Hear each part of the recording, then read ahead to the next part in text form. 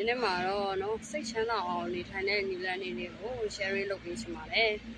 ။ကိုလောင်လည်းအေးချမ်းနေဆိုတာလဲကိုယ်စိတ်နဲ့လည်းတက်ဆိုင်တယ်လို့ကိုယ်ပတ်ဝေးခြင်းနဲ့လည်းအနေနဲ့အများနဲ့တော့တက်ဆိုင်တယ်လို့တော့ကျွန်တော်တို့ထင်တယ်နော်။စိတ်ချမ်းသာအောင်ဘယ်လိုနေရမလဲဆိုတော့သူများဝေဖန်တာတွေကိုလိုက်မခံစားနဲ့နော်။ဝေဖန်တာကသူတို့လုပ်ကိုလုံးဆရာရှိတာကိုဒီဇိုင်းမမတ်လုပ်ရမှာကိုယ့်ရဲ့အလုပ်ပဲဝေဖန်ခွင့်ပေးလိုက်ဘာမှမဖြစ်သွားဘူးဝေဖန်တာအချိန်တိုင်းနော်သူတို့ကတော့ဝေဖန်မှာပဲကိုဘလောက်ကောင်းအောင်ပဲနေသူတို့ကဝေဖန်မှာပဲနော်အများတော့ဝေဖန်မှာပဲကိုအောင်မြင်လိုက်ချီချူမယ်ကြာရှုံးနေလို့ရှင်ကိုဝေဖန်ခဲ့ရမယ်ဒါဓမ္မတာပဲနော်ဒါထုံးစံပဲကိုတယောက်တည်းပဲကြုံနေရတာမဟုတ်ဘူးလူအများစုကဒါမျိုးကြုံလို့ရစိတ်ချမ်းသာရှင်လို့ရှင်နံပါတ်1စိတ်ထားကောင်းကောင်းထားဘယ်လိုမှမယုံပါနဲ့ပြီးလို့ရှင်